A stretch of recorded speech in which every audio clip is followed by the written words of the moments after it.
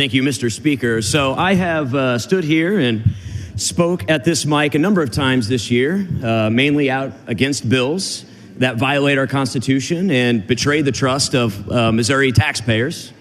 But what we're doing here today with Senate Bill 3 is honestly on a whole new level. This, to me, is the most egregious abuse of taxpayer dollars that we've seen not only this session, but really since I've been paying attention to Missouri politics, which has been for a long time. What's even crazier is that, honestly, it's been kind of rushed through this extraordinary session under pretty decent pressure from the powers above, with very little data, zero accountability, and pretty much all for the benefit of a couple billion-dollar franchises. So for me, the way I look at this, I come from a Jeffersonian view of government, that the proper role of the state is to protect individual liberty and private property, and that's it. That we exist here to restrain power, not redistribute wealth. That public money should never be handed out to private interests, especially not the ones who are already very well off. You know, it's unfortunate because this bill violates every principle that I came here to defend. It's clearly not conservative. It's definitely not constitutional. It's absolutely not limited government. And quite frankly, it's sure the heck not Republican. My party, the supermajority in this chamber, claims to stand for fiscal responsibility and the free market. Yet, here we are, going to pass a 30-year subsidy bill for billionaires. That sure doesn't look like capitalism to me. It's corporate welfare dressed up as economic development.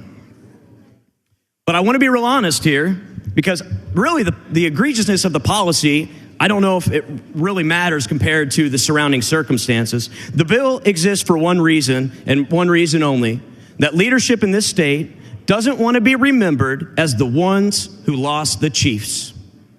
That's it. That's what this is really about. Not sound economics, not constitutional authority, not what's in the best interest of Missouri taxpayers, just political optics and fear. We are literally being asked to spend hundreds of millions, if not billions, but probably hundreds of millions of dollars because the people in charge here in Missouri are afraid of a bad headline. I would ask our leadership, specifically our governor, is preserving your legacy more important than preserving liberty? So now that I've shed some light on what I think is really going on, I want to talk about the Constitution. It's what I'm known for, right? Throughout this session, I've tried to be consistent, even when it's not easy. I've evaluated every bill through the same lens. Is it constitutional? Does it expand the size of government? Does it respect the rights of the people of Missouri? That's my standard for every bill. That's why I vote no a lot. So, I've spoken up many times against bills that I feel like have violated these principles. Senate Bill 3 doesn't just violate these, it steamrolls right over the top of it. So I'm going to walk through it because to me, the policy debate, once again, doesn't matter as much as whether or not we are willing to follow the Constitution that we all swore an oath to uphold.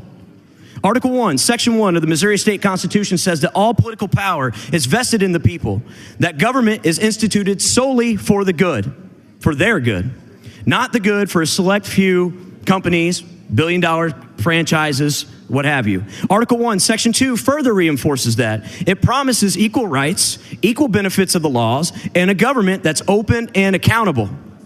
As I stated the first time when we heard this bill in regular session, I heard it was amendment then, that there is nothing equal or accountable about carving out multi-million-dollar tax credits and 30-year funding deals for two specific stadiums, while Missouri's small businesses and working families get a tiny little property tax freeze or cap. And it's crazy because it's not even all Missourians. And then there's Article 3, Section 38A, that says very clearly that the General Assembly has no power to grant public money or credit to private entities. Yet that's exactly what this bill does. Whether it's in the form of refundable tax credits or direct appropriations, we are literally handing out public money to private sports teams that, by the way, already make massive profits. We've stated that multiple times. But also, let's not forget Article 3, Section 40, subsection 30, which bars the General Assembly from enacting special laws when a general law could be made applicable, especially in this instance when it involves giving public money and credit to private corporations. So, once again, that's exactly what this bill does. This isn't a broadly applicable economic policy. It's literally a tailor-made package of subsidies and tax credits designed specifically for 3 professional sports teams. It creates a carve-out for a privileged few rather than applying a general rule for the public good. This kind of special legislation is precisely why this section, Article 3, Section 4030, was written what it was written to prevent. When we write laws for specific corporations instead of the general welfare, we violate both the spirit of the Constitution, but also even worse, we send a message that says the Chiefs, the Royals, and the Cardinals deserve more than every other Missourian, excuse me. And now, with all the other additional provisions rolled in this bill from the Senate, we also have another constitutional issue, which is Article 3, Section 23, aka my best friend, the single subject rule. It states that no bill shall contain more than one subject, which shall clearly be expressed in its title. But this bill isn't just about the stadium funding anymore. It's about property tax caps, disaster credits, amateur sports reimbursements, refundable income tax procedures, and some more on top of that. That does not sound very single subject to me. That is clearly a shopping cart full of unrelated items. But of course, who are we kidding? We've constantly passed legislation violating that principle all year long already, so I guess we could just continue to ignore that anyways. But I will step down from the constitutional soapbox for a moment, and I'm going to talk about the process that surrounded this bill. Mr. Speaker, if the content and the constitutionality of this bill weren't bad enough, then I think the process behind it should probably have every member of this body concerned. Senate Bill 3 is a taxation bill, or at least that's what the title claims to be. It creates a new tax credit, modifies existing ones, and commits Missouri taxpayers to long-term financial obligations. So I ask, why didn't this bill go through Ways and Means? Or the Special Committee on Tax Reform? You know, the committees that are literally designed and specifically designed to tackle tax policy. Why in the world was it routed through economic development? Well, obviously the answer is obvious, because if you go back and look, many of those members on the tax committees actually voted no on this stadium package that we voted on in regular session. So we knew that it would face opposition that we didn't want to see, so we sent it to where we could better control the outcome. That's not transparency. It's certainly not good government. And quite frankly, I think that's manipulation to the point to where it's kind of shady. But before that, I'm going to roll back the pages a little bit. The Senate, it added a completely unrelated provision, which is the property tax freeze, to gain support for this bill. So I would have you ask yourself, what does that have to do with billion-dollar stadium subsidies? Well, absolutely nothing. Clearly, it was added to soften the optics, to say, hey, we're not just handing out tax breaks to the billionaires, we're helping the homeowners too.